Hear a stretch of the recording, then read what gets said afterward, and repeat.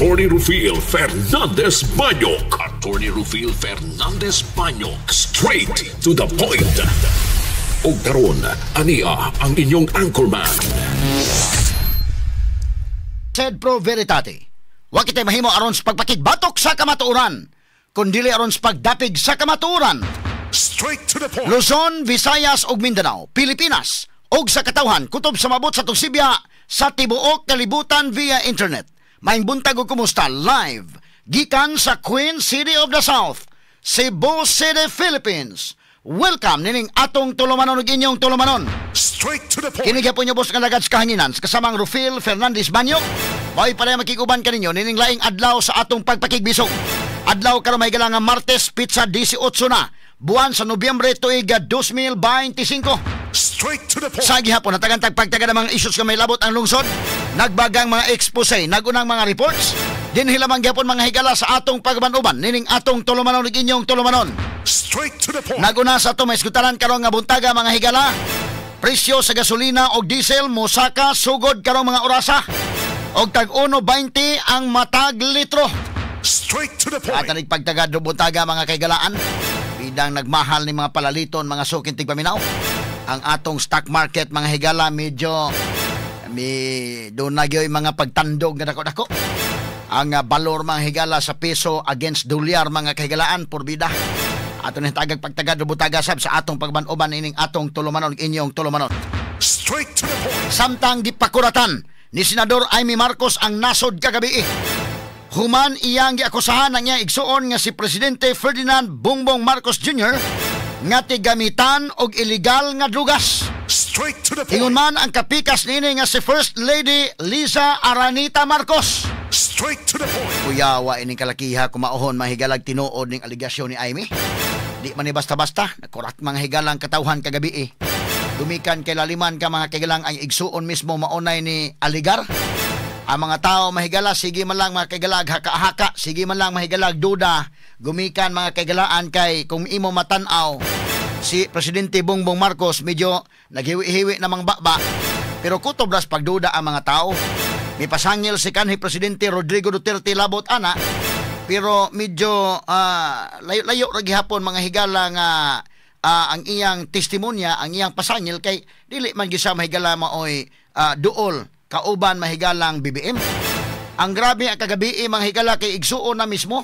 Straight to the point. Naging resulte may galas kaagi ni BBM sa gagmay pa sila og hangtod nga naminyo na mga sukin tigpaminaw. Straight to the point. Pagkabugat ini mong aligasyon mga kaigsunan. Matod ni Senadora Amy Marcos ngatong 2016 na apil na sa listahan sa tigamitan og druga si BBM uban sa laing mga celebrities. Straight to the Apan point. nihangyo kini ngadto ni kanhi Presidente Rodrigo Duterte tungod kay matod sa kapulisan unahon pagukod ang mga pusher og luwason ang mga user og naluwas si BBM. Straight to the point. Katanig pagtagad butaga sa atong pabanuban mahigala ning atong tulumanon ug inyong tulumanon. Straight to the point. Pero si Malacañang Palas Mahigala Press Officer Undersecretary Anteclaire Castro sa iyang pamahayag miingon nga desperate move usab kini ang gihimo ni Marcos Amy Marcos tungod kay rally sa Iglesia ni Cristo kini o gitumong matod pa batok sa korupsyon og ni question sa senadora nganong nihimo niining maong mga akusasyon. Straight to the point. Medyo naglisod mahigala sa Anteclaire og pangitag pamaagi unsaon pagtubag. Pero nangita gisag pamaagi nakatubag yun mga higalag, at least nakatubag mga higala nga pagpanghimakak og miingon nga desperate move kuno kini ni Amy Marcos. Straight to the point. Sa laing bahin Kapitolyo mahigala kagabi porbida daghan sad ang mga nag-rally mga sukit tigpaminaw triggered mga higala sa speech ni Amy Marcos. Dunay unity ride pod nga nahitabo kagabi. Ubay-ubay nga mga sakyanan ang nagtapok sa may Kapitolyo og ni padagan mahigala dinhi sa Subo. Pagapakita sab sa ila mahigala nga protesta labot ini mga panghitabo sa nasod karon. Straight to the point. Og samtang sa laing balita sa kauluhan Executive Secretary Lucas Bersamin og Budget Secretary Amina Pangandaman ni-resign na sa ilang mga pwesto human ilang bigit ang ilang mga buhatan sa isyo sa flood control projects. Straight to the point. Murag nadutlang yun kadugayan si Bersamin mga higala o ingon man si Pangandaman uban mga kaigalaan gilitok mga higala ni Saldico ang ilang mga pangalan. Pero kinis Bersamin nalitok naman ni kaniadto mahigalang Undersecretary Bernardo, wa pa man mga higala mo resign dayon. Pero kagahapon nakahukom ang duha mahigala ka mga cabinet members, mga alter ego mahigalas presidente, sa pagluwat sa ilang mga katungdanan o gidawat sad sa Malacañang kining ilang resignation.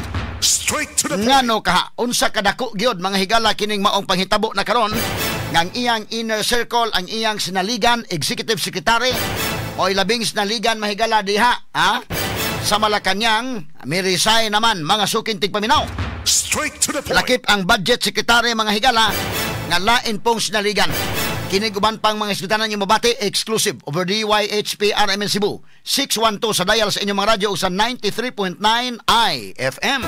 Sa serbisyo publiko, maaasahan mo mga balita'y detalye.